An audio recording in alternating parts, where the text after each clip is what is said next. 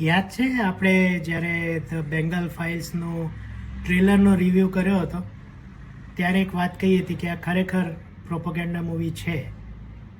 ચાલો, એ તો છે કે નહીં એ આપણે ફિલ્મ જોઈશું ત્યારે ખબર પડશે. આ ફિલ્મ હજી તો રિલીઝ નથી થઈ અને એક વિવાદ સામે આવી ગયો છે.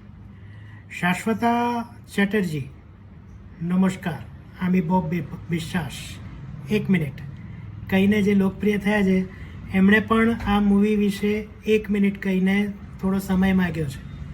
એમણે એમ કહ્યું કે મને તો સ્ક્રિપ્ટમાં કંઈક બીજું કહેવામાં આવ્યું હતું અને આ ટ્રેલર જોઈને તો એવું લાગે છે કંઈક બીજું જ છે.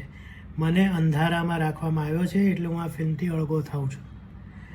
આ જ ફિલ્મમાં એક બીજા એક્ટર છે સૌરવ દાસ, એમણે પણ આવી જ વાત કહી છે કે મને તો કંઈક બીજું કીધું હતું ને આ કંઈક બીજું આવી ગયું. ભાઈ, હું તો આ ફિલ્મ સાથે જોડાયેલો નથી.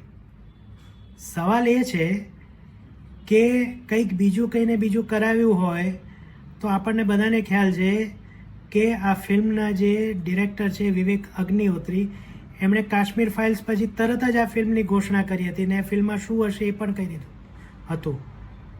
તો આ બધું ખબર નથી વાળું ક્યાંથી આવ્યું? તમે કંઈક કહી શકશો કમેન્ટમાં?